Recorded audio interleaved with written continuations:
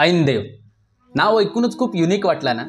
नमस्कार मित्रांनो, मी नाटकवेडा सत्तू म्हणजेच सत्यवान गावकर। आपल्या कोकणात अशी असंख्य देवस्थानं असतात ज्यांची बरीच सारी आख्यायिका आपल्याक माहीत नसतात। त्यातीलच याक म्हणजे कसालच्या बाजूच्या गावातील हेदुळ गावातील श्री ऐनदेव हनुमान पुरातन मंदिर। या मंदिरात वर्षानुवर्ष अनेक धार्मिक कार्यक्रम मोठ्या उत्साहात साजरे केले जातात। तेथीलच शांताराम गावडे आणि त्यांचे कुटुंबीय ह्यो कार्यक्रम मोठ्या उत्साहात साजरो करतात।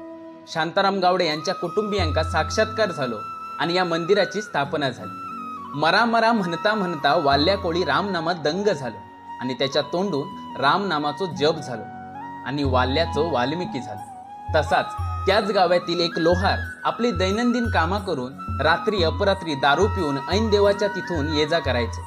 मात्र दर शनिवारी हनुमंतरायासाठी तो उपवास करायचो। एके दिवशी तेथून जात असताना त्यांका पण साक्षात्कार झालो आणि त्यांची दारू सुटली।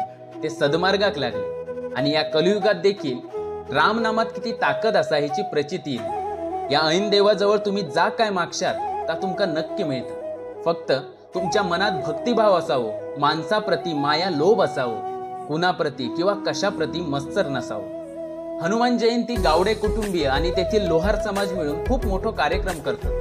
अगदी सिंधुदुर्ग मधूनच नव्हे तर मुंबई मधून अनेक जिल्ह्यांमधून भक्तगणांची रेघ लागते। तुम्ही कधी येतात?